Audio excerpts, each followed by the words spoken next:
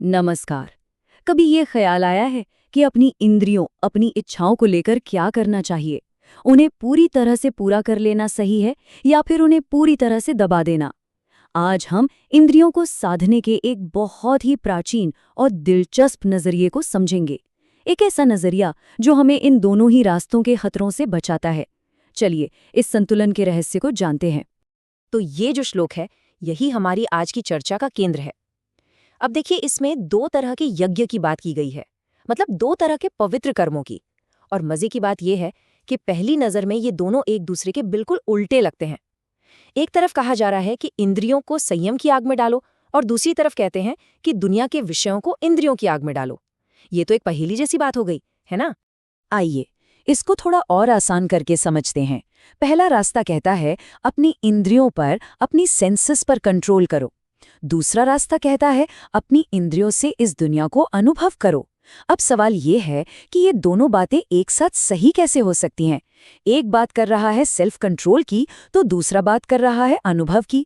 सच तो ये है कि इसी विरोधाभास में इस दर्शन की असली गहराई छिपी हुई है। देखिए, बात इतनी सीधी नहीं है। ये कोई हाँ या ना का मामला बिल्कुल नहीं है। इंद्रियों का कब, कितना और कैसे इस्तेमाल करना है, ये एक बहुत ही बारीक विषय है। और इसी बारीकी को समझकर संतुलन साधना, वही तो असली कला है। और यहाँ हम देखते हैं कि अगर हम संतुलन नहीं साध पाते तो क्या होता है। किसी भी चीज़ की अति, जैसा कि हम जानते हैं, अच्छी नहीं होती। ये एक मनोवैज्ञानिक सच भी है। अगर इंद्रियों का गलत इस्तेमाल किया जाए तो आत्मा का पतन होता है। और वहीं दूसरी तरफ, अगर उन्हें जरूरत से ज्यादा दबाया जाए तो मन में कुंठा पैदा होती है, जो बीमारियों का घर है। तो फिर रास्ता क्या है? इसका समाधान है मध्य मार्ग, बीच का रास्ता। यही वो संतुलित रास्ता है जो हमारी शुरुआती पहेली को सुलझाता है। इस रास्ते पर सही समय पर इंद्रियों पर कंट्रोल करना भी एक यज्ञ है, और सही जागरूकता के साथ दुनिया के विषयों को अनुभव करना भी एक यज्ञ ही है। दोनों का अपना अपना महत्व है और अपनी अपनी जगह है। तो अब आता है सबसे बड़ा सवाल। ठीक है, ये तो समझ आ गया कि एक मध्य मार्ग है, एक बीच का रास्ता है, लेकिन उस रास्ते को अपने लिए खोजे कैसे, उस पर चलें कैसे? चलिए देखते हैं कि हमारा स्रोत इस बारे में क्या बताता है। इसका जवाब ना एक बहुत ही खूबसूरत मिसाल में छिपा है। जरा सोचिए, क्या कोई डॉक्टर अपने हर मरीज को एक ही दवा देता है?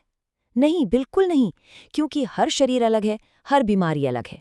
ठीक इसी तरह आत्मविकास का रास्ता भी हर किसी के लिए एक जैसा नहीं हो सकता। इसका मतलब साफ है कि सेल्फ डेवलपमेंट का कोई एक फिक्स फॉर्मूला नहीं हो सकता।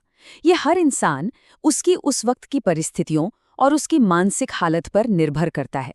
हो सकता है किसी के लिए इंद्रियों पर ज्यादा संयम रखना जरूरी हो, और किसी दूसरे के लिए जागरूकता के साथ दुनिया को अनुभव करना ज्यादा सही हो। तो कुल मिलाकर बात यह है कि आत्मविकास एक बेहद निजी, एक बहुत ही पर्सनल यात्रा है।